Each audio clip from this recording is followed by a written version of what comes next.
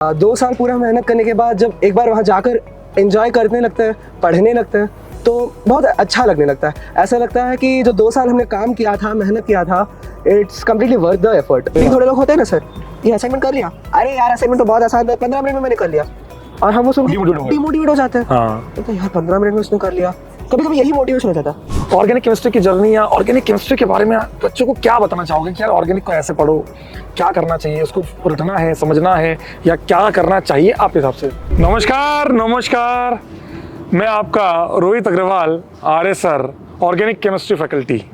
तो आज एक बहुत शानदार सा एक इंटरव्यू लेकर आए हैं हम अमन के साथ। Aman all India rank 213 JEE advance 2022, अभी IIT Kanpur computer science branch. और चलिए अमन से बहुत जल्दी मिलते हैं हम और बात करते हैं अमन के साथ उन सारी चीज़ों के बारे में। तो Aman, how are you feeling in IIT Kanpur? बहुत शानदार एटमॉस्फेयर है। 2 साल पूरा मेहनत करने के बाद जब एक बार वहाँ जाकर एंजॉय करने लगते हैं, पढ़ने लगते हैं, तो बहुत अच्छा लगने लगता है। ऐसा लगता है कि जो 2 साल हमने काम किया था, मेहनत किया था, it's completely worth the effort. बहुत अच्छा लगने लगता है वहाँ पर। ठीक है, तो आप अपनी जर्नी के बारे में, आपकी जो हाउ यू रीच सो फार, आप इतना जो आपने लंबी एक जर्नी तय की है आपने, कैसे? सर मेरी जर्नी शुरू हुई थी 8th में सुना था कि कुछ आईआईटी बोलकर होता है। उस वक्त लगता था कि जो भी चलना है बस चलते रहेंगे, 10th के बोर्ड्स करना है, 12th के बोर्ड्स करना है, और फिर जो करना है। फिर 8th में पता चला था कि आईआईटीज़ होती है, उनके लिए कुछ कोचिंग इंस्टीट्यूट्स होती है और काम शुरू होता है वहाँ से। तो 8th में मैं लिया था अपने पहले इंस्टीट्यूट में, और 8th 9th काम किया। फिर लगा नहीं, अभी भी कुछ बाकी है, कि जो वो फील आता है ना कि हाँ मेरा सही जा रहा है, वो गट फीलिंग वो आ नहीं रहा था। तो 10th से कोटा में पढ़ना शुरू किया था, और वहाँ जब पढ़ना शुरू किया था फिर पता चला this is the right thing जो हम कर रहे हैं। और जब एक बार पढ़ना शुरू किया था, then the journey kept going. हाँ, बीच में अप्स एंड डाउन्स तो आते ही हैं, because life is always consisting of the ups and downs, उसके बिना तो चलता नहीं है। तो ग्राफ तो हमेशा साइन और कॉस की तरह ही होता है। बिल्कुल। तो अमन, अब एक सबसे इम्पोर्टेंट बात, जो एक बच्चा जेई या कोई भी कंपटीशन लड़ रहा हो, कि यार उसका डेली रूटीन क्या होना चाहिए, उसकी एक सफलता का राज है, जो आपकी भी सफलता का राज मैंने जो नोटिस किया है, जो मैंने फील किया आपके साथ, वो था आपकी एक डेली फिक्स रूटीन। तो आप बच्चों से वो बताएं कि आपका क्या एक शानदार रूटीन था जिससे आप उस मुकाम तक पहुंच पाएं। रूटीन, ये डेली रूटीन जो होता है ना, हमारे पूरे जेई प्रिपरेशन का सबसे इम्पोर्टेंट रास्ता होता है, सबसे इम्पोर्टेंट चीज़। आप ज़्यादा समझ भी नहीं पा रहे हो, बट अपना डेली रूटीन अच्छे से मेंटेन करके काम करते जा रहे हो, तो मैं गारंटी दे देता हूँ आपका बहुत अच्छा रैंक आना तो कंपलसरी हो जाता है। बिल्कुल। वो डेली रूटीन का पावर होता है। जब हम 2 साल काम करें, ऐसा नहीं कि 10 दिन काम करें डेली रूटीन के साथ या 15 दिन काम करें, 2 साल जब आप पूरे लगन से मेहनत जब करते हैं ना, तो डेली रूटीन जो है ना बहुत ऊंची हाइट्स तक ले जाता है। कंटिन्यूअस एफर्ट्स बहुत जरूरी है जेई के लिए। अच्छा, तो इसी बात पे अगर रूटीन की बात करूँ, तो एक बच्चे का मतलब क्या टाइम टेबल बेस्ट होना चाहिए कि यार इसको ये फॉलो करें? कुछ बच्चे सोचते हैं कि रात को हम 4-5 बजे तक पढ़ें, लेट नाइट पढ़ें, और फिर सुबह हम आराम से उठें और वो करें, वो फॉलो करना चाहिए, या कुछ और सिस्टम जो आपने फॉलो किया? सर जैसे इसमें क्या होता है ना कि हर बच्चे का अपना नीड होता है। थोड़े लोग का होता है कि सुबह एकदम 4 बजे 3 बजे उठ तक पढ़ना शुरू कर देते हैं। हाँ। और थोड़े लोग होते हैं रात के 4 बजे तक पढ़ते हैं और फिर सोते हैं। हाँ। जैसे जब भी मेरे हॉस्टल रूम में है, मैं तो कोई भी टाइम चला लेता हूँ मेरा, बट मेरे एक रूममेट है, रात को 9 बजे सो जाता है और सुबह 3 बजे उठ जाता है, और एक बंदा तो 5 बजे सुबह तक जगा रहता है और फिर सोता है। तो इन दोनों का अपना अलग अलग रूटीन चलता था। फिर जेई के समय मेरी रूटीन की बात किया जाए, 2 टाइम्स थे। जैसे 11th में जब पढ़ रहा था मैं, तब मैं हमेशा 11:30 तक सो जाता था और सुबह 6:30 या 6:30 5:30 को उठ जाता था। बेसिकली 6 से 8 घंटे में डिपेंड करता है। जैसे अगर मैं बहुत ज़्यादा थक जाता हूँ तो 8 घंटे सो जाता हूँ, ताकि वो एनर्जी भी तो रहना चाहिए काम करते समय। बिल्कुल। और अगर मान लो कि मैं थका ही नहीं हूँ तो 6 घंटे सो जाता हूँ, कि वो ताकि ब्रेन काम ना करना बंद कर दे। ब्रेन को तो काम करते रहना चाहिए, कि हम जब पढ़ते हैं फोकस के साथ पढ़ना पड़ता है। बिल्कुल। तो 6 घंटे सोकर मैं उठ जाता था। मान लीजिए कि मैं 6:30 का उठ गया, तो पहले तो आधी घंटे एक राउंड चक्कर मार लेता था कि थोड़ा फिटनेस और वो पूरा मेंटेन। मतलब ये भी जरूरी है, फिटनेस वाला पॉइंट भी बहुत जरूरी है। हाँ, वो बहुत जरूरी है, क्योंकि जैसे मान लो आप सिर्फ पढ़ रहे हो पढ़ रहे हो पढ़ रहे हो पढ़ रहे हो और कुछ नहीं कर रहे हो, तो मान लो बीमार हो गए। बीमार तो होंगे ही होंगे अगर आप फिटनेस का ध्यान नहीं रखेंगे, और जितना ही पढ़ रहे हो उतना ही बीमारी खा ले रहा है टाइम, तो यूज़ क्या हुआ। तो उसके बदले अगर आधी घंटा हर दिन फिटनेस को देते रहो तो वो अच्छा रहेगा। तो 7 बजे यहाँ बज जाता था, फिर आते ही नहा धोकर आधे घंटे में फ्रेश होकर 7:30 को बैठ जाता था। अब 7:30 को मान लीजिए क्लास टेस्ट है तो वो एकदम फोकस से दे देता था, फिर 1 घंटे का या आधे घंटे का होता था।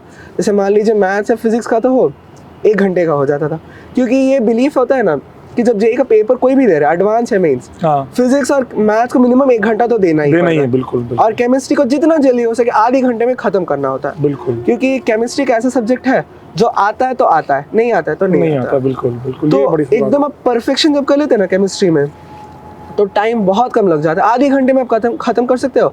और जो रिमेनिंग 30 मिनट्स है, 30 मिनट्स बहुत वैल्यूबल होते हैं जेई एडवांस, जो सिर्फ 3 घंटे का एग्जाम है, वो आप फिजिक्स या मैथ्स में जो आपको आ नहीं रहा है उस पर दे सकते हो।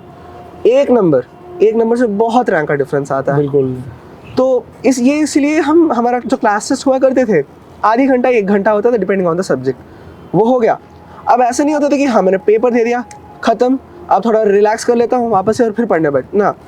पेपर देने के बाद जो मेरा होता था कि मैं अपने दोस्तों के साथ डिस्कस करता था, तुम क्या सोचे थे, अच्छा ये क्वेश्चन मुझसे हुआ नहीं था, तुम क्या सोचे थे इसको करने के लिए, या अरे यार मेरा तरीका में गलती क्या है, जैसे जो हमने क्या गलती किया है। डिस्कशन बहुत जरूरी हाँ, वो डिस्कशन जो होता है ना वो बहुत जरूरी होता है कि आपका माइंड को ओरिएंट कर देता है, ऐसे सोचना पड़ता है। अच्छा हाँ, हो सकता है। और आप हो सकता है कि कई बार आपने कुछ सोचा और उसका सोचा वो भी सही है, तो दोनों सही हो सकते हैं, 2 मेथड हो सकते हैं, 2 अलग अलग मेथड्स। और एक बार 2 अलग अलग मेथड्स आ जाते हैं ना, मान लो जेई ने क्वेश्चन डिजाइन कर दिया वो दूसरे मेथड पर जो आपको आता नहीं था, आपने किया नहीं, आपके तो मार्क्स डूब गए। बिल्कुल। पर अगर आपने डिस्कस कर लिया और आपको आ गया, आपको लगा अरे भैया मजा आ गया यार कि मैंने उसको डिस्कस किया था और वही क्वेश्चन आ गया। और वो फील अलग होता है ना जब हमने जो क्वेश्चन डिस्कस किया होता है एग्जाम में आ जाता है ना, बहुत मजा आने लगता है, कॉन्फिडेंस भी एकदम बढ़ जाता है कि आपको लगता है हाँ ये देखो मैं जो पढ़ा हूँ वही आ रहा है, तो मैं कर पाऊंगा, ये कॉन्फिडेंस आने लग जाता है। तो मतलब ये है कि बच्चे को मेरा भी पर्सनल सजेशन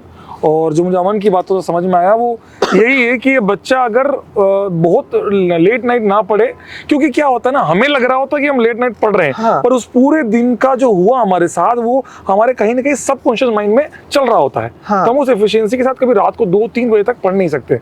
और रात को मुझे ऐसा लगता था जब मैं 12th में पढ़ता था कि लगता था नहीं थोड़ा काम पेंडिंग खत्म करके ही सो जाता हूँ, क्यों प्रेशर ले, तो रात को पढ़ता था और मैं मैथ्स करता था रात को, क्योंकि एकदम शांत एटमॉस्फेयर कोई रहता नहीं था, करता था। जैसे मान लीजिए मैं 10 क्वेश्चन कर लिया, सुबह उठकर सोचता अच्छा मैं कौन सा क्वेश्चन कैसे किया था, कुछ याद नहीं रहता था मुझे। मुझे ऐसा लगता था मैं क्या कर रहा था, क्या सोच रहा था। बट वही अगर मैं सुबह करके 3 दिन के बाद भी सोचता ना, हाँ मैंने उस समय ऐसे सोचा था, सडनली ऐसे स्ट्राइक आ गया था, मुझे इसका सोल्यूशन स्ट्राइक कर गया था और ऐसे करना शुरू कर दिया था। तो ये चीज आपको भी ध्यान रखनी है कि सभी बच्चों को कि आपको ये नहीं सोचना है कि मैं रात को पढ़ूंगा तो बहुत अच्छा रहेगा, सब शांत रहेगा, नहीं।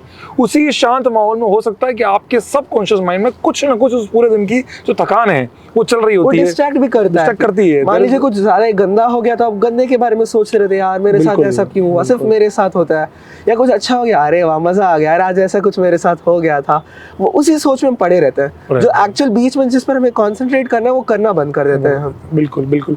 सो इस main motive of that topic is कि आपको रात को जग के नहीं पढ़ना है, सुबह आप 6 से 8 घंटे की नींद लीजिए, 8 hours when you are very tired, आप बहुत थक गए हैं, आपको लग रहा है कि अब मैं थोड़ा सा रिलैक्स होना चाहिए, क्योंकि अगर बॉडी सही होगी तो आप पूरे दिन डबल एफिशिएंसी के साथ काम कर पाएंगे।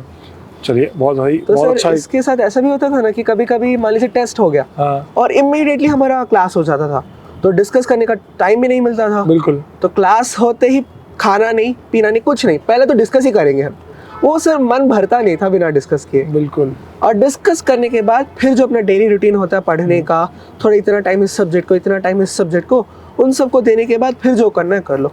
और ऐसा भी देखिए, मैं सर पहले ऐसा होता था, मेरा जेई के लिए प्रिपरेशन कर रहा हूँ 2 साल पूरे मेहनत लगा दूंगा, सिर्फ पढ़ूंगा, फिटनेस करूंगा, पढ़ूंगा, सोऊंगा, खाना खाऊंगा ना, फिर पता चला नहीं, मन थक भी जाता है, कभी कभी लगता है नहीं यार क्या कर रहा हूँ, किसके लिए पढ़ रहा हूँ मैं, जेई के लिए, अरे वो तो मैं बाद में भी कर सकता हूँ।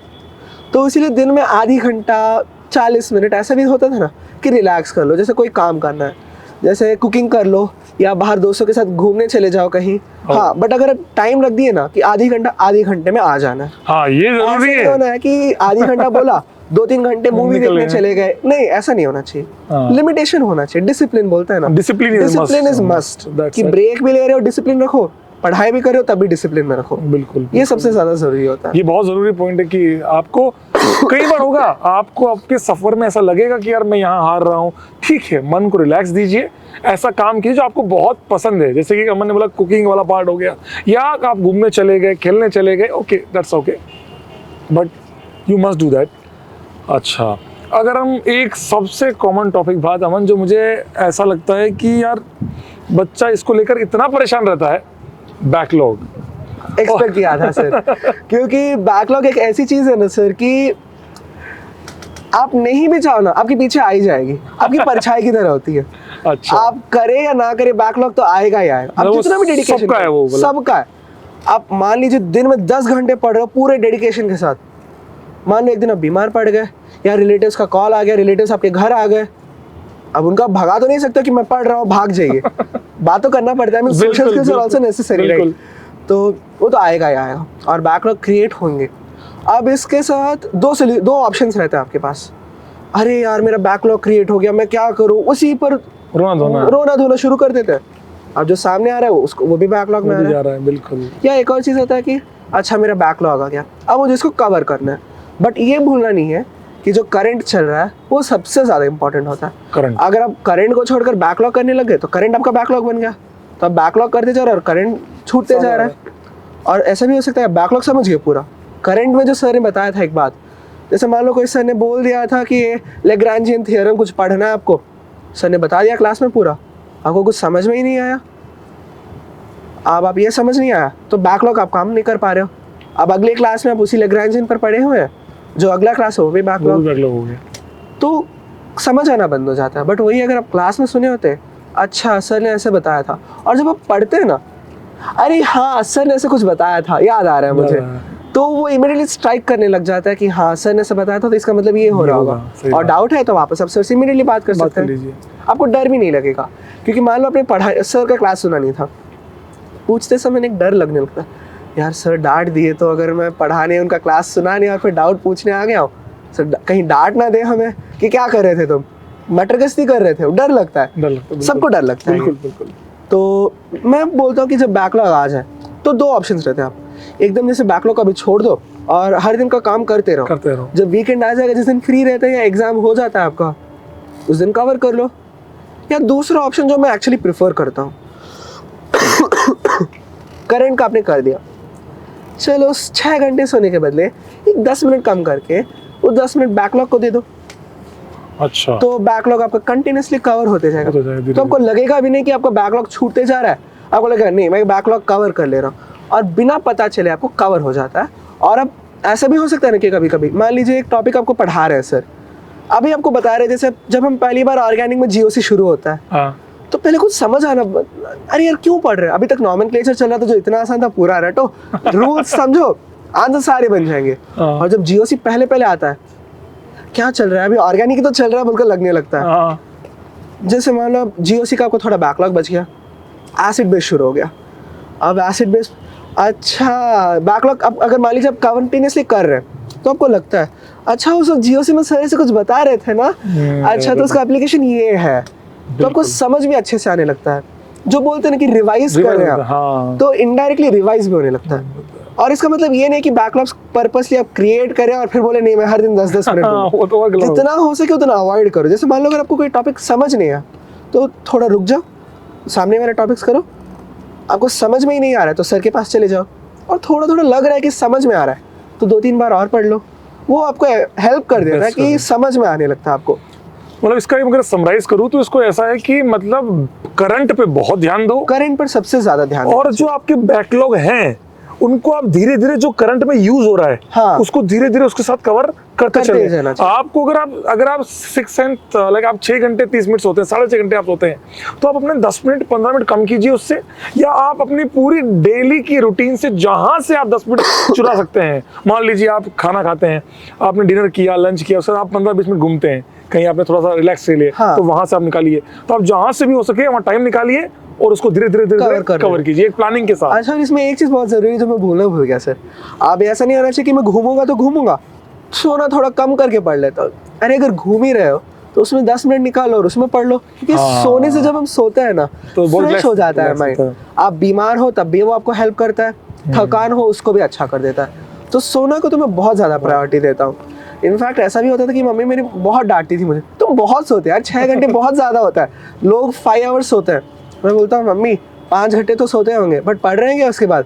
सोते समय, क्लास के समय सोते रहते हैं। क्लास में सोएगा फिर आदमी, बिल्कुल सही बात है। गलत क्योंकि नहीं नींद है कहीं तो ऐसा। जाएगी, हाँ है ना, एनर्जी नहीं तो भी कंज्यूम नो ना, हाँ ऐसे बोल सकते हैं सर। ठीक है, नींद कहीं तो ट्रांसफर होगी वो या तो हाँ। उधर क्लास में हो जाएगी, या आप यहाँ मत सोओगे तो वहाँ जाएगी। हाँ बिल्कुल सही बात है। तो आप बच्चों को ये ध्यान रखना है, बैकलॉग कवर करने की इतनी बेहतरीन टेक्निक जो अमन ने बताई है, यू मस्ट फॉलो दैट, क्योंकि मैंने इसको उस चीज से उभरते हुए देखा है, कवर करते हुए देखा है। तो अमन, अब मुझे एक बहुत इंपॉर्टेंट क्वेश्चन पूछना है, क्योंकि ये अभी हालात वापस से कोरोना के, भगवान करे ना आए, हाँ। लेकिन अगर जो लग रहे हैं उसको देख के लग रहा है अगर कोरोना की सिचुएशन वापस आती है तो इत्तेफाक से आपके टाइम तो वो सेकंड लेयर आई थी, जो बहुत भयानक सी लेयर थी वो आई थी, तो उसमें ऑनलाइन जब आपने प्रिपरेशन, उसमें आपकी भी ऑनलाइन प्रिपरेशन थी। हाँ सर। मैंने भी आपको पूरे जूम पे क्लासेस लिए हैं, मुझे हाँ आज भी सर। ध्यान है। तो उसके लिए बच्चों को कैसे प्रिपेयर रहना, क्योंकि एकदम से आप ऑफलाइन पढ़ते हुए, या जो बच्चे ऑनलाइन पढ़ रहे हैं वो तो फिर भी अजीब कंफर्टेबल लगने है, लग जाता है। हाँ अजीब लगने लगता है, पर जो बच्चे ऑफलाइन पढ़ रहे हैं उनके साथ उनको कैसे प्रिपेयर रहना है और क्या करना है, इसको लेकर क्या सोचता है? सर पहले तो मैं ये बोलना चाहता हूँ, कोरोना के अगेंस्ट मेरा पर्सनल ग्रज है सर। बहुत गुस्सा आता था, मैं सोचता था 10 तक चलो, अब सब लोग ऐसे ही पढ़ रहे हैं, 11th 12th में वो कंपटीशन एकदम बढ़ जाएगा, लोग जी जान से पढ़ना शुरू कर देंगे। आईआईटी को करना है 2 साल पूरा जी जान लगा दें। और ऐसा भी होता है ना सर कि टीचर्स एकदम इंटरेस्ट से पढ़ाने लगते हैं। 10 तक लगता है 3 साल है यार, 3 साल है आराम से हो जाए, बट 11th 12th में जब आता है टीचर्स को भी लगता है 2 साल है, 2 साल तो मिनिमम काम करना है। और सर कोरोना ने वही टाइम ले लिया, बिल्कुल वही टाइम पूरा ऑनलाइन, जहाँ पर आपको पता भी नहीं चलता है कि लोग क्या कर रहे हैं, अपने दोस्त क्या कर रहे हैं, पढ़ाई चल रही है कि नहीं, आपको समझ में भी नहीं आता है। और ऐसा भी होता था सर कि लोग सही में काम कर रहे हैं या ऐसे दिखावा चल रहा है, क्योंकि थोड़े लोग होते हैं ना सर, ये असाइनमेंट कर लिया, अरे यार असाइनमेंट तो बहुत आसान था, 15 मिनट में मैंने कर लिया, और हम वो सुन के डिमोटिवेट हो जाते हैं। तो यार 15 मिनट में उसने कर लिया, कभी कभी यही मोटिवेशन हो जाता है, इस बंदे ने 15 मिनट में कर लिया तो मैं तो करूँगा ही करूँगा, इस बार तो मैं 10 मिनट में कर दूंगा। बट हर बार जब लोग लगने लगता है ना, और आपका होता नहीं है जब ये मोटिवेशन के साथ, तब आपको लगता है यार मैं कुछ गड़बड़ कर रहा हूँ, मेरे दिमाग काम नहीं करता है, मैं बकवास हूँ, मैं फालतू हूँ, ये सारे फीलिंग्स आना लग जाता है, डिमोटिवेट होता है, बहुत डिमोटिवेट हो जाते हैं। तो कोरोना ने एक चीज़ से ज़िंदगी में बहुत गंदी काम किया मेरी ज़िंदगी में, 11th 12th छीन लिया सर। अरे यार, तो अगर लॉकडाउन की बात करूँ, हाँ पहले तो बहुत अजीब था। I mean, एक्चुअली अगर मैं बोलूँ, पहले बहुत खुश था मैं, अरे वाह 2-3 महीना एक्स्ट्रा हॉलीडेज मिल गए, 10th बोर्ड हुआ, थोड़ा हॉलीडेज तो चाहिए था, डायरेक्टली कोचिंग में जा जाना, 2 साल और ऑलरेडी काम करना बोर्ड्स के बाद, मन नहीं कर रहा था सर। जो तो स्टार्टिंग में जब आया था तो ऐसे अरे वाह मज़ा आ गया यार, कोरोना ने ज़िंदगी बना दी मेरी, 3 महीने के हॉलीडेज एकदम छुट्टियाँ जो। फिर ऑनलाइन क्लासेस शुरू हुए थे, अजीब लग रहा था यार, हम सर जो बोल रहे आधा तो कनेक्शन और इश्यूज चलता था, एकदम जूम का भी इतना चल गया था, क्राउड रश आ जाता था, कोई सडनली कोई एंट्री ले लिया, क्रैश हो जाता था, या कोई सडनली कोई हैकर ने एंट्री ले लिया और कुछ फालतू का काम करके मीटिंग एंड कर दिया। सडनली सर जो बोलते रहते थे वो तो पढ़ाते, पेन पेपर पर लिखते रहते थे और या बोर्ड पर लिखते रहते, पढ़ाते रहते थे, मीटिंग खत्म, आधा जो लेक्चर था वो गया काम से। बिल्कुल। तो ऐसे काम बहुत होते थे, तो अजीब लगता था पहले। फिर सोचा नहीं, कोरोना 1 महीने में चला जाएगा, 2 महीने में चला जाएगा, अभी चला जाएगा, चलो थोड़ा तो रिलैक्स कर लेते हैं। 11th पूरा गया, अभी तक गया नहीं।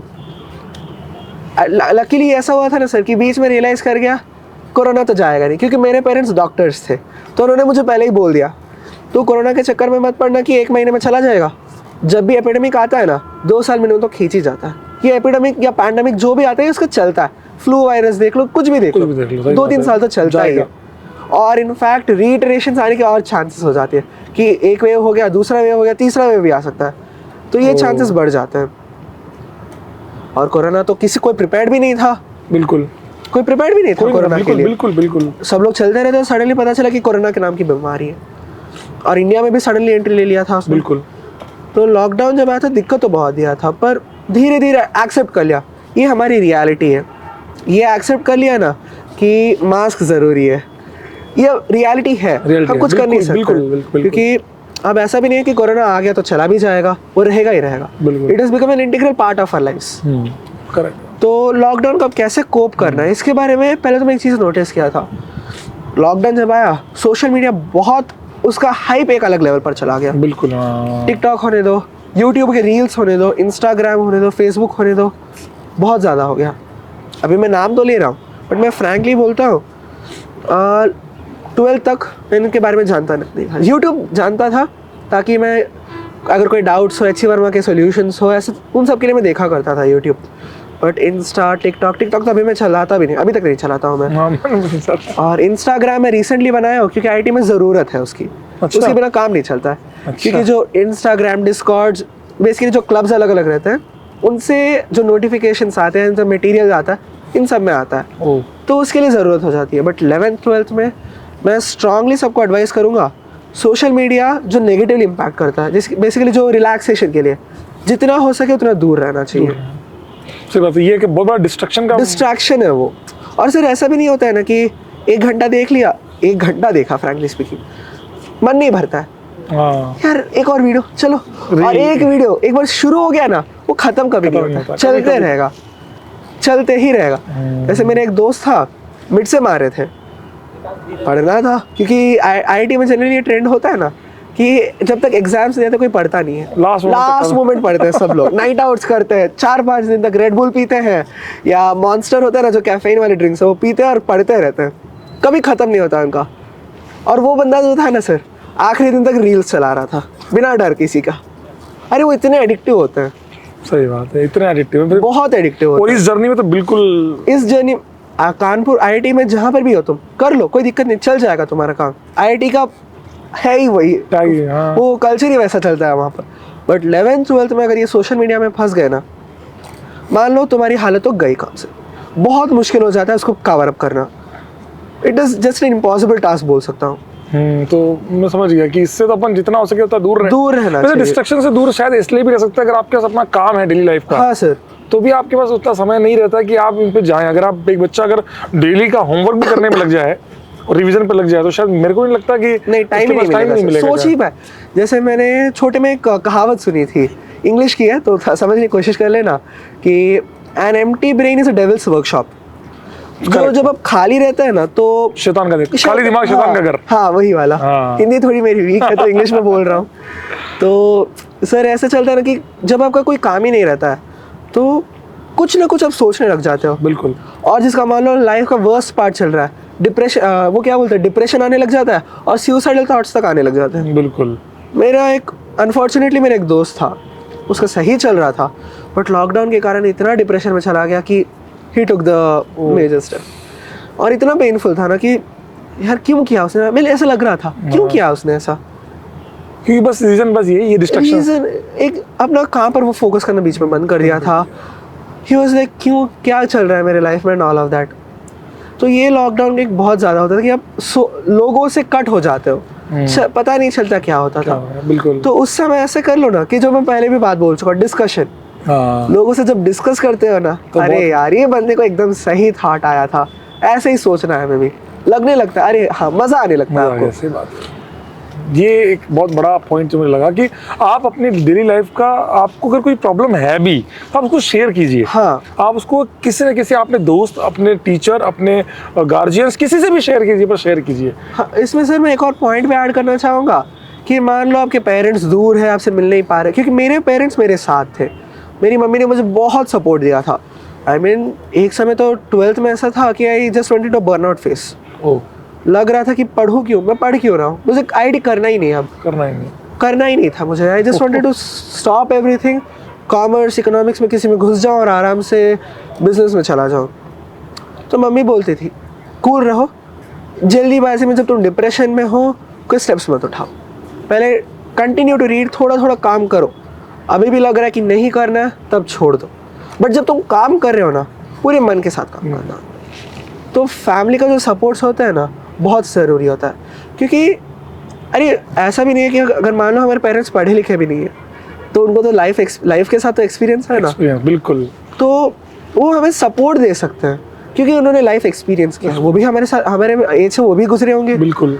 तो उनको एक्सपीरियंस रहेगा, तो आपको बहुत सही गाइड करते हैं। मतलब ये है कि हमें हमारे पेरेंट्स का सब, क्योंकि आपके सोचने वाले असली में आपके पेरेंट्स ही होते हैं और आपके टीचर होते हैं जो आपके लिए सच्चाई में दिल से सोच रहे होते हैं। आपके दोस्त आपको धोखा दे सकते हैं, हाँ, लेकिन बट आपके पेरेंट्स और टीचर्स कभी नहीं क्योंकि करेंगे। इस एज में ना बच्चे को लगता है कि दोस्त ही मेरा सब कुछ है। हाँ, लेकिन एडोलसेंट जो हार्मोन्स रहते हैं, मेरी मम्मी हार्मोन्स बोलती थी उसको कि हार्मोन्स का इफेक्ट है, दोस्त सबसे सही लगता है, सोशल मीडिया सबसे सही लगता है और एडल्ट स्टफ एवरीथिंग वो पूरा सही लगने लगता है। बट उससे जितना दूर हो सको रहो, उतना अच्छा है। पेरेंट्स के साथ रहो, सोशल स्किल्स को इम्प्रूव कर। अगर मानो तुम्हारा टाइम बच रहा है थोड़ा, तुम उसमें रादर देन पढ़ाई नहीं करना चाहते हो, थोड़ा 1 घंटा मान लो दिन में, तो दोस्तों के साथ कम्युनिकेट करना शुरू कर दो, बात करो, अरे ऐसा तुम्हारा कैसा चल रहा है काम, मेरा ऐसा चल रहा है।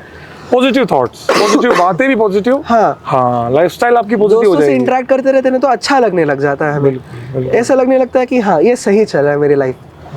तो अगर मैं समराइज करूँ तो वापस उस बात पे आते हैं कि मतलब लॉकडाउन अगर आता भी है या कुछ भी ऐसी परिस्थिति आती है तो बच्चों को घबराने की ज़रूरत नहीं है। चीज़ें अगर प्लानिंग के साथ होगी, अगर क्योंकि चीज़ें घबराने की बजाय अगर आप होश-पोश या रश मचाएंगे तो फिर कुछ जो होना है वो भी बेकार हो जाएगा, आप कर ही नहीं पाएंगे, कर ही नहीं पाएंगे। इससे आप उसको पॉजिटिव माइंडसेट के साथ कि चलिए हम इसको कैसे कवर करते हैं वो उस पर ध्यान लगाएं। ऐसे सोचना है ना कि मेरा ही अकेला तो लॉकडाउन नहीं है, सबका ही लॉकडाउन है, तो जो मैं प्रॉब्लम्स फेस कर रहा हूँ सब लोग फेस कर रहे हैं, और ऐसे मानकर बस चलाना है, चलाते रहो कि आप रुको नहीं कभी। समझ, क्योंकि होता है ना गाड़ी को स्टार्ट करने में दिक्कत आती है, एक बार चलना शुरू हो जाए ना तो जितना भी मान लो हेड ब्रेकर्स आ जाए, स्पीड ब्रेकर्स आ जाए, चलती रहेगी गाड़ी, रुकेगी नहीं। तो डिस्टेंस जो आपको कवर करना है आप कवर करके ही रहेंगे, वो बात जब चलता है। बिल्कुल। एक ये पॉइंट बड़ा बच्चों के लिए बहुत पॉजिटिव जा सकता है कि लाइफ में ऐसा मोमेंट चाहे आप हो चाहे मैं हूँ सबके साथ आता है कि जब वो डीमोटिवेटेड फील करता है, बहुत लो फील करता है। Yes sir. उस मोमेंट पे अगर आपके साथ जैसा मोमेंट आया होगा, हाँ सर जरूर, बर्नआउट आया था वो पूरा, तो उसमें आपने क्या करके अपने आप को मोटिवेट किया, क्या आपने ऐसा किया कि आपके अंदर एक पॉजिटिव इम्पैक्ट आया अपनी लाइफ में? सर एक चीज़ इसमें मैं बहुत ज़्यादा बिलीव करता हूँ कि आप दूसरों से बात करें, या आई मीन करना तो है बट अपने आप से बात करना बहुत ज़रूरी होता है। बिल्कुल, सेल्फ टॉक। आप जब बाथरूम में हो, स्नान कर रहे हो या मान लो खाना खा रहे हो, तो खाना खाते समय किसी से बात तो करते नहीं है, तो या करते भी होंगे पर ऐसा होना चाहिए ना कि अपने आप से आप थोड़ा थोड़ा बात कर रहे हो, अच्छा ऐसा क्यों हो रहा है मेरे साथ, या क्या करूँ कि मैं अपनी लाइफ को बेहतर बना सकूँ, या मैं क्या सोच रहा हूँ, कैसे करना है। जैसे आप अपने आप से बात करते रहो, सेल्फ टॉक बोलते हैं हम उसको, तो वो बहुत ज़रूरी हो जाता है। आप मानो एक बाहर घूमने चले गए, इधर उधर देखने के बदले देखते देखते तो रहो, अपने आप से बात करो, अच्छा आज मेरा ऐसा काम हुआ था, फिजिक्स में ये टॉपिक पढ़ाया गया था, तो इसमें थोड़ा सोच लेता हूँ मैं। आप सोचने लग जाते हो, ऐसा काम करने लग जाता है आपको, अरे हाँ यहाँ मेरी गड़बड़ आ रही है। आपको वो यूरेका मूवमेंट बोलता है ना कि जब आप सोचते रहते हैं, अपने आप से बात करते हो, यूरेका बोलकर एकदम आता है कि अरे हाँ समझ में आ गया मुझे ऐसा होता है, तो वो अच्छा भी लगता है। और जब ऐसे मूवमेंट्स आते हैं ना, नहीं हाँ सेट हो रहा है मेरा लाइफ, मेरा लाइफ सेट हो रहा है, ऐसे लगने लगता है। जो आपको वो पॉजिटिव रेस्पॉन्स आने लगता है ना, वो वाइब्स जो आते हैं, उससे आप आराम से अपना कवर कर लेते हो। मतलब you can also feel a character also. हाँ, और जैसे सर मैं एक चीज़ रखता था कि एक जैसे मेरा एक फेवरेट मूवी है जो भी रहता है, एक कैरेक्टर रखता था मैं। ऐसा नहीं होना चाहिए कि उसे डिस्ट्रैक्ट हो, बट जब मैं देखा था तो एक कैरेक्टर रहता था, he used to be given impossible task, Mission Impossible is the movie name। So जो ईथन हंट करता था, जितना भी मुश्किल सिनेरियो आए, कुछ भी हो जाए, he used to कोई ना कोई हुक और क्रुक से काम करना ही है। वो करता तो मैं भी कर सकता हूँ ना, because I always believe I am the best. कोई और कर रहा है तो मैं तो करूँगा ही करूँगा, उससे तो बेहतर करूँगा। अगर वो कर पा रहा है तो मैं तो करूंगा ही करूंगा, मैं कर भी सकता हूँ, उससे बेहतर ही करूंगा मैं। ऐसे सोच कर रखना चाहिए सर, वो एकदम अच्छा लग देता है आपको, एक पॉजिटिव फील। और मान लीजिए सर कि आप बहुत ज़्यादा ही थक गए और डिमोटिवेट हो गए और रोकना चाहते हो, एक दिन का गैप ले लो, बैकलॉग आएगा बट कवर कर लेंगे हम उसको। एक दिन का गैप लो, थोड़ा रिलैक्स हो जाओ, सोशल मीडिया पर जाना नहीं है, बिल्कुल नहीं जाना। Avoid social media.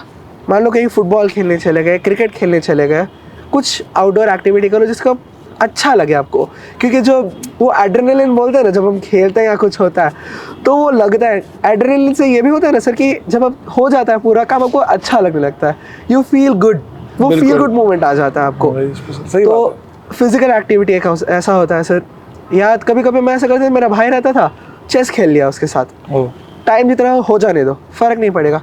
आज मैं थोड़ा रिलैक्स करना चाहता हूँ, away from all the studies, एक दिन का गैप ले लिया, खेल लिया, एंजॉय हो जाता है सर, फिर लगने लगता है।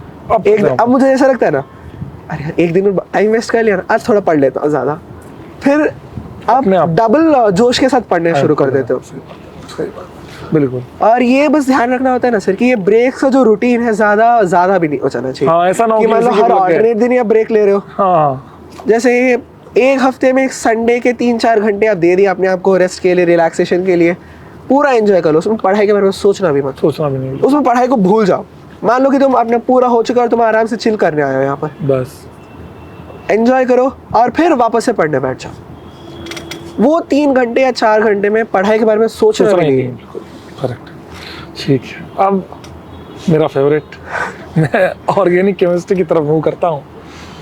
ऑर्गेनिक केमिस्ट्री की जर्नी या ऑर्गेनिक केमिस्ट्री के बारे में बच्चों को क्या बताना चाहोगे कि यार ऑर्गेनिक को ऐसे पढ़ो, क्या करना चाहिए, उसको रटना है, समझना है, या क्या करना चाहिए आपके हिसाब से? मैं फ्रैंकली अपना एक्सपीरियंस बताता हूँ सर। 8th 9th में मैं शुरू किया था IIT की प्रिपरेशन, तो उस वक्त जब भी मेरे ट्यूटर्स आते थे ना, सब लोग ऑर्गेनिक केमिस्ट्री में PhD करके रखते थे। सर कोई इनऑर्गेनिक और फिजिकल आता नहीं था, आता नहीं था मतलब वो इस सेंस में नहीं था, बट इन ऑर्गेनिक में तो सब लोग का मास्टरी था। हाँ, मैं सोचता था यार हर टीचर ऑर्गेनिक का है तो ऑर्गेनिक तो कुछ आसान ही होगा, बट जब नॉमेनक्लेचर उससे पढ़ा ऑर्गेनिक, यार ऑर्गेनिक आसान ही है। वो वाला सब्जेक्ट जो ऐसे कर लेते हैं, दो मिनट में 10-15 क्वेश्चन ऐसा लगता था। फिर GOC आया था, मैं ऑर्गेनिक ही पढ़ रहा हूँ ना, ऐसा लगने लगता था सर। GOC समझ में नहीं आया, एसिड बेस, जो मेरे कार्बन एंड कंपाउंड शुरू हो गया, उसके जो नॉर्मल जो रिएक्शंस है वो सारे शुरू हो गए, कुछ समझ में ही नहीं आ रहा है वो तो मेरा 11th और 12th नियरली पूरा बर्बाद चला गया। ऑर्गेनिक से डरने लग गया था। जब नॉमेनक्लेचर और बेसिक GOC चल रहा था, अपने क्लास में टॉप रहता था, फुल मार्क्स ऑलवेज, एक बार मेरा फुल रुका नहीं था।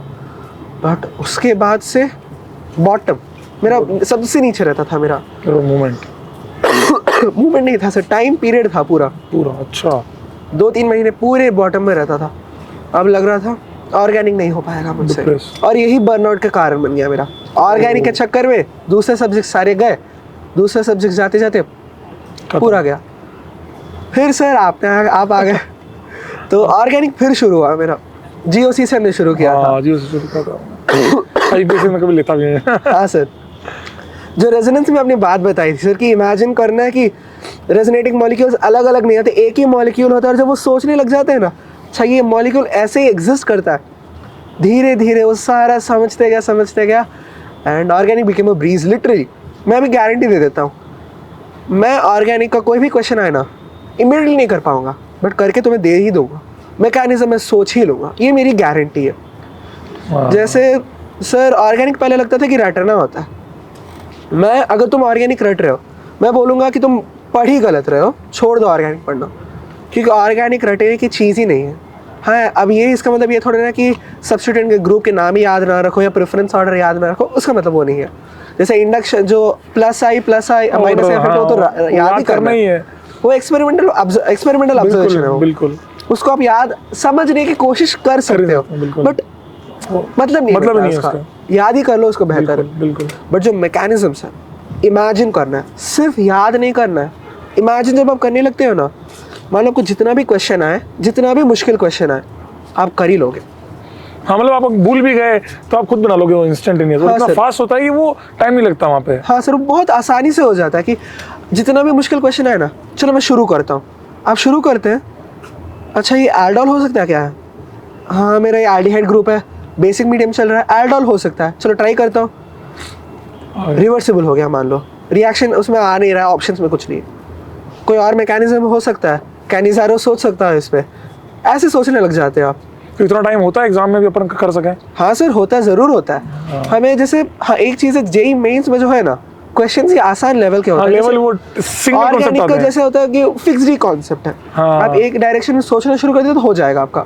बट एडवांस में लगता है ना कि अरे यार 54 मुश्किल क्वेश्चन सर सिर्फ 3 घंटे हैं, तो मैं इसमें एडवाइस करूँगा ना कि नंबर ऑफ क्वेश्चन आप करने हैं उसको तो रखना ही है, बट जब आप टाइम जो होता है ना बहुत सफिशिएंट होता है, क्योंकि ऐसे थोड़े ना कि आप सारा पेपर अटेम्प्ट कर रहे हो, जितना कर रहे हो उसको सही करना है, क्योंकि accuracy is what matters the most in advanced. हाँ accuracy is a main point in the J advance में सबसे ज्यादा इंपॉर्टेंट एक्यूरेसी होती है। सही बात, बिल्कुल सही बात है, सही बात है। तो मतलब ऑर्गेनिक में मैं भी पर्सनल यही सजेस्ट करता आया हूँ और अभी भी यही सजेस्ट करूंगा कि बच्चों को फील करना चाहिए कि हम पढ़ क्या रहे हैं, आज के नहीं आपके आगे भी लाइफ टाइम के लिए काम आएगी। इमेजिन करना चाहिए सब पूरे रिएक्शंस कि कैसे हो रहा है, मैं कैसे सोच सकता हूँ। हाँ सर, और इससे मैं एक और चीज ऑब्जर्व भी किया था, इनऑर्गेनिक केमिस्ट्री से बहुत चिढ़ता था मैं, रटना होता है पूरा, आज रटे परसों भूल जाएंगे, वापस से रटो, तो पहले ऐसे ही लगता था। इनऑर्गेनिक लास्ट मोमेंट तक मैं ज़्यादा कवर नहीं किया, जैसे बस सुनता था लेक्चर्स, याद थोड़ा थोड़ा हो जाता था,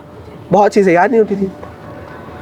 और उसके बाद ऑर्गेनिक मेरा पूरा कोर्स खत्म हुआ था ना sir, S block elements, P block elements, D block elements, जब उनके रिएक्शंस जो आते थे, अरे हाँ ये मैं प्रेडिक्ट तो नहीं कर पाता था, बट जब रिएक्शन पूरा मैं देख लेता हूँ, अरे हाँ यार ये तो सेंस बनता ही है कि ये दोनों रिएक्ट करेंगे, एसिड बेस की तरह हो रहा है, तो सॉल्ट बनेगा ही बनेगा। हाँ ऑर्गेनिक से लिंक कर लिया, ऑर्गेनिक से जैसे वो मैकेनिज्म आप इमेजिन करना शुरू कर देते हैं। ये ऑर्गेनिक का जो मेन इंपॉर्टेंस होता है ना कि आप चीज़ों को देखना शुरू करते हैं रादर देन रटना, ये मैं बहुत ज़्यादा बिलीव करता हूँ इस पर से, और आपको फील आने लगती है। हाँ वो फील बहुत ज़बरदस्त आती है। तो सभी बच्चों को भाई ऑर्गेनिक, अगर आप थोड़ा सा देखो, ऐसा नहीं कि मेरा ऑर्गेनिक है मैं इसलिए बात कर रहा हूँ, कि मैंने एक ऑब्जर्व किया है कि एक ऑर्गेनिक केमिस्ट्री समझ नहीं आ रही, याद करनी है, ये बच्चे को तब समझ में पड़ता है जब उसका सिलेबस एंड हो रहा होता है, तब तक बच्चा अपने आप को मान चुका होता है कि मुझसे तो नहीं होगा। हाँ सर, उस मोमेंट पे भी आप कवर कर सकते हो, हाँ, ये बहुत आराम से कवर कर सकते हो। बस आपको फील करना होगा कि यार मैं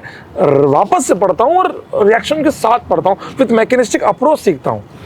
सर जैसे अगर मैं अपनी सच बात बताऊं, जो मेरे नेम्ड रिएक्शंस है ना, लास्ट दिन तक मैंने नाम याद नहीं किया था। तो मुझे कैनिज़ारो बोल दो, वो क्या होता है बोलकर मैं पूछता था, अरे वो एच निकलता है ना, ये याद भी नहीं होता था। फिर जब ऐसे में पढ़ा हो ना कि चलो ये बेसिक मीडियम में तो क्या क्या हो सकता है, ये OH जो मेरे एल्डिहाइड या कीटोन पर अटैक कर सकता है, और वो जो O- जो है ना, वो जैसे मान लो वो नेगेटिव इलेक्ट्रॉन डेंसिटी है तो धक्का दे रहा है जो बॉन्ड है, तो बॉन्ड को तोड़ने की कोशिश कर रहा है और निकाल रहा है, बिल्कुल, क्योंकि रिएक्शन होना है। पूछ रहा है रिएक्शन क्या हो रहा है, पूछ रहा है, नो रिएक्शन तो ऑब्वियसली नहीं देगा, और नो रिएक्शन होते तो वो समझ में आ जाता कि हाँ इसमें होगा नहीं देगा, बेस का रिएक्शन होगा नहीं, ये हमें पता ही होता है, वो समझ में आ जाता है, बिल्कुल। तो आप सोचने लग जाते हो, और जब ऐसे सोचने लग जाते हैं ना सर, हो जाएगा, मैं गारंटी लेता हूँ हो जाएगा आपसे काम। मतलब आपको पता होना चाहिए कि हम कर क्या रहे हैं, दैट इज द मेन, क्यों कर रहे हैं वो पता होना चाहिए। याद कुछ नहीं करना, ऑर्गेनिक में याद करना सबसे मिनिमम होता है। बढ़िया, अरे भैया अच्छा लगा ये ऑर्गेनिक के बारे में बात करके। और ये आखिरी या सेकंड लास्ट पॉइंट की NCERT पढ़ना चाहिए सर, ये मैं सच बोलता हूँ, टॉपर के इंटरव्यूज होते थे, जिससे भी पूछो NCERT पढ़ो, NCERT पढ़ो, सब लोग NCERT के गुणगान गाते रहते थे। NCERT, मैं तो ऐसे सोचता था NCERT क्या होता है यार, वो तो मैं हर दिन पढ़ता हूँ जब बोर होता हूँ, इतना तो फालतू लगता था मुझे। जब मेरा कोर्स पूरा ख़त्म हुआ ना सर, तब मुझे समझ में आया NCERT गोल्ड होता है सर, क्योंकि सारे पॉइंट्स जो है ना कंसाइज करके आपको एक साथ दे दिए हैं। समझाया नहीं है, ये बात सच है, समझाया नहीं है। तो जब आप पूरा समझ लेते हैं और फिर NCERT पढ़ते हैं ना, मज़ा आ जाता है सर।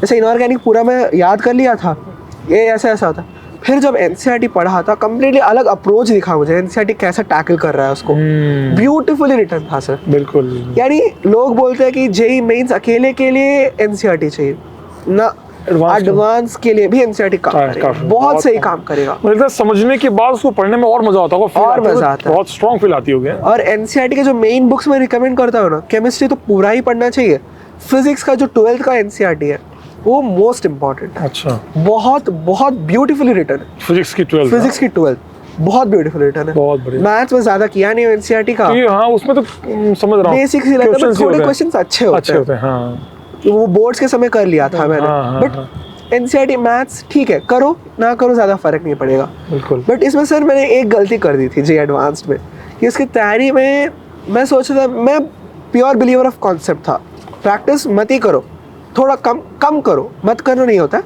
प्रैक्टिस कम करो, बट कॉन्सेप्ट सीखना बहुत ज़रूरी होता है। बट मैथ्स के लिए ये बिल्कुल गलत है। आप कॉन्सेप्ट सीखो या ना सीखो, आप जब प्रैक्टिस करते रहते हैं ना, धीरे धीरे आपको खुद आ जाता है वो। क्योंकि maths is nothing but an application. वो जैसे वो पूरा सॉल्व किया गया था, तो जब आप क्वेश्चंस करते रहते हो, आप अप्लाई करना सीख जाते हो। अच्छा ये थियरम ऐसा होता है, इसका ऐसा अप्लाई कर सकते हैं, वो हो जाएगा आपका। मैथ्स के लिए practice is most important, remaining के लिए कॉन्सेप्ट इज मोस्ट इम्पॉर्टेंट।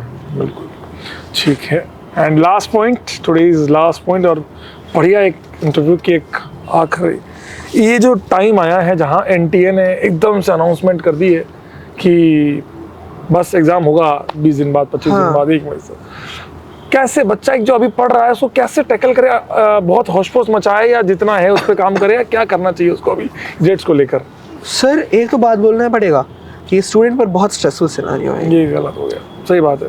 जैसे मान लो हम सोच रहे हैं कि फेब में होगा, सडनली जैन, एक महीने में एक दिन में कितने देर पढ़ते होंगे? 8 घंटे तो मिनिमम पढ़ते ही होंगे। बिल्कुल। आई मीन अब जेई आ गए तो नहीं पढ़ रहे तो पढ़ना ही पड़ेगा, 8 घंटे पढ़ रहे हैं, 30 दिन से मल्टीप्लाई करें 240 आवर्स, बहुत ज्यादा कवर कर सकता है। सही बात है। और एक बार ये रिड्यूस हो जाता है ना, डर तो लगता है, बहुत प्रेशर हो जाता है।